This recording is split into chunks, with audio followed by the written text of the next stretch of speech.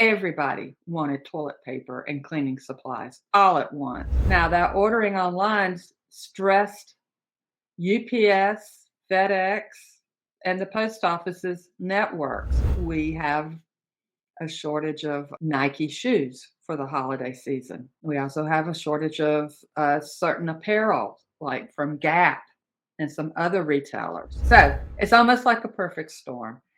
Every transportation mode, whether it's ocean, air, truck, rail, package car, what have you, is all stressed under all of this inventory replenishment that can't keep up with the demand.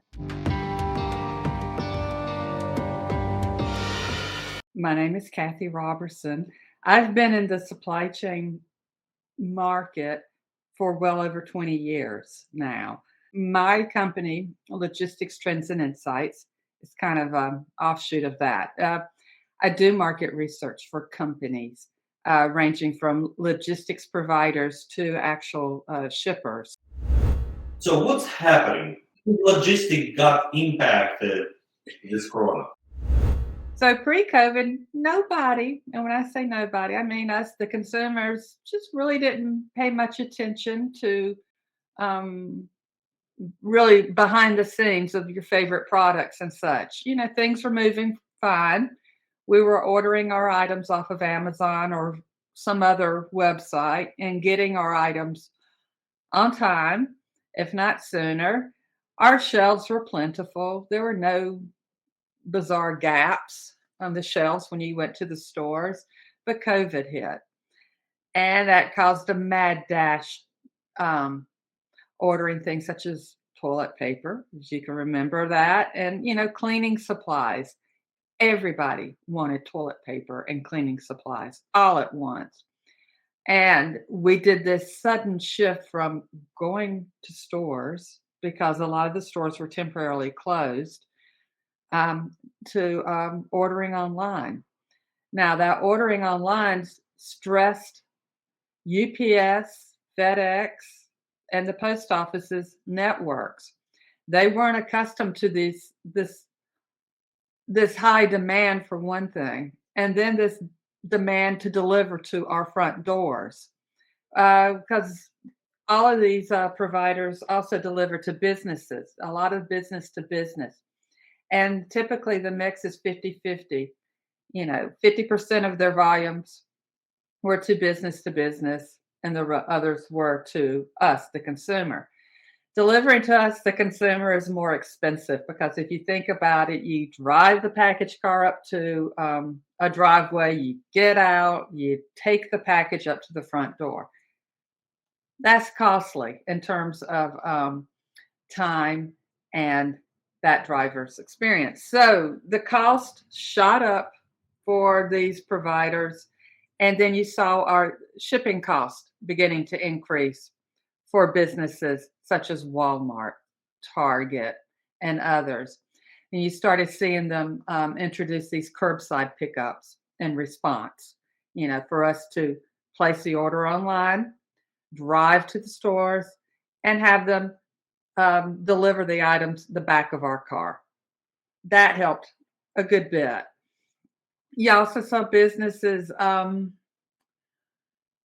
delaying their orders through their suppliers because of the uncertainty around COVID. So a lot of retailers delayed ordering inventory, and they canceled inventory orders. And as a result, the result of that, I think a lot of it is that we're still playing catch up to that. So we saw a lot of that happen late, about mid last year. And the demand started picking up from all of us. We all decided we did enjoy ordering online, and a little too much at times, as the retail sales have been strong for well over a year. And eventually retailers started running out of inventory, and then the demand started outpacing inventory. And that's about where we're at right now, is that the demand far exceeds the inventory. Now, from a supply, on the supply chain side, the back end, what's going on? is that the retailers and others are scrambling um, to get their suppliers to meet this heightened demand for items such as shoes, t-shirts, shorts, furniture. Furniture is really big.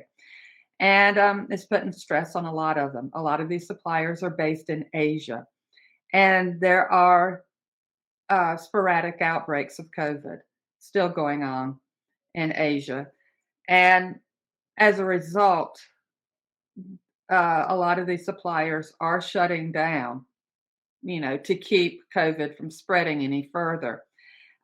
Case in point, Vietnam. A lot of Vietnamese suppliers shut down for 2 months because of an outbreak back in August. And as a result, we have a shortage of Nike shoes for the holiday season.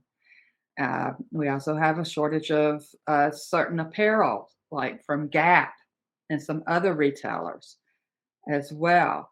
So a lot of that is going on. And I'm sure everyone's heard about the port backups, the pictures of all the ships waiting to come in.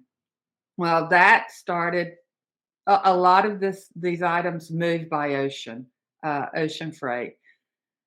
A lot of the problems has been trying to find containers. Once you find the containers, you got to find a ship to put the containers on. And all of them are happening at once and coming into the ports. The port of Los Angeles and Long Beach represent almost 50% of all Asian imports into the US. And we've seen like 80 ships backed up at one time or another. I think now we're settling around that 30 to 40, maybe 50 ships hovering around the ports to come in. And it's a domino effect. So it starts at the supplier or the manufacturer in Asia. Then it hits the ports. Then the delays start occurring from the trucks, finding a truck to move your goods inland into the US to your warehouse or store or direct to customer or rail. Rail capacity's been tight as well. Finding a warehouse is even difficult because the warehouses are full. And then it just keeps continuing down to that last mile because that last mile, and the last mile is your UPS, your FedEx, your post office, and other providers. That's our front door. Getting them to deliver on time. And that's also been a struggle, particularly now during the holiday peak season. So it's almost like a perfect storm. Every transportation mode, whether it's ocean, air, truck, rail, package car, what have you, is all stressed under all of this inventory replenishment that can't keep up with the demand. I think I checked the U.S. Census Bureau statistics yesterday, as a matter of fact. Year to date through October, retail sales are up 18.4% year over year. And last year was a huge year for retail sales, with primarily e-commerce. But yeah, we're still buying, which is kind of interesting, I think. Logistics are under a lot of stress. Do you think it's temporary or non-temporary? Everything I'm hearing from retailers and other shippers, they're expecting this to last until the first half of next year. And I'm like, that sounds great. But I'm the pessimist here. I think it's going to last on into early 2023. Quite simply, this is something you just can't, it's not going to happen overnight. Let's just put it that way. I'm expecting things to improve by the end of next year, but they're still going to be kind of messy. And because it just takes a little while to unravel all of this. And we've got the added, the traditional supply chain has always been, ocean, truck, warehouse, store. Then the people come to the store and get their items. Well, now we've got ocean, warehouse, direct to us, to a store, to another warehouse. Okay, e-commerce has kind of muddied the waters. And this whole omni-channel strategies that retailers are embracing now, where you're incorporating the e-commerce along with the storefronts, is just complicating supply chains a little further, in my opinion, because you need more inventory to satisfy those online orders. You need more inventory to satisfy the store orders. And it requires, like I said, a little bit of a different take on supply chains. And then you've got to throw in the air along with the ocean, and then just a number of other players in the market. So I really, like I said, I don't expect this to really improve until 2023. Now, from an air freight perspective, that is a number of people a lot smarter than me have been saying they don't expect like capacity to be returning to air freight until 2024. Now, let me back up on that a little bit. When COVID hit and it was declared a pandemic in March of last year, yeah, um, the air freight market lost 50% of its capacity to ship freight and such. The passenger airlines were grounded. That capacity slowly returning. Um, but it's not going to fully return. Like I said, the expectations aren't until 2024, but there are improvements. China to US is certainly, we have issues with logistics. LA port is backed up. You've mentioned that. What about South America to North America? Are those routes working better? Do we still see issues there with delivering? Is it very global issue, or it is kind of China to US? It's mostly on that trans-Pacific lane. That's where the biggest problem is. Most of our manufacturing items that we import into this country come from Asia. Now, yeah, I told you the Port of LA and Long Beach have been the recipients of most of this cargo. A lot of shippers have decided to diversify their ports, to move this freight to other ports such as Houston, Savannah, Baltimore, Charleston, and so on and so forth. But again, there's problems doing that. Is there enough trucks in that area? And how much further do you have to move your goods to your warehouses? So there's additional cost in doing that. But when you're moving goods from South America up to the U.S., they're still faced with those the port congestion here in the U.S. because of all the ships coming in from Asia. So they've got that problem, and the same with from Europe to over here as well. And I understand that there's been some congestion in Europe at some of the ports, but not to the extreme that the U.S. is experiencing. We just went over Thanksgiving. Some of the interesting complaints or reviews that we saw on our site was news about the turkey shortage due to the supply chain issues. Where are we getting our turkeys? There is plenty of turkey at the grocery stores around here. So this could be, and just various parts of the country. That I don't know. Now that's okay. Funny story here. We were up in the mountains over Thanksgiving, and we drove past so many wild turkeys in the area. So I was like, well, they're here. But they're protected because that was on government property. But no, I don't think it was a nationwide problem.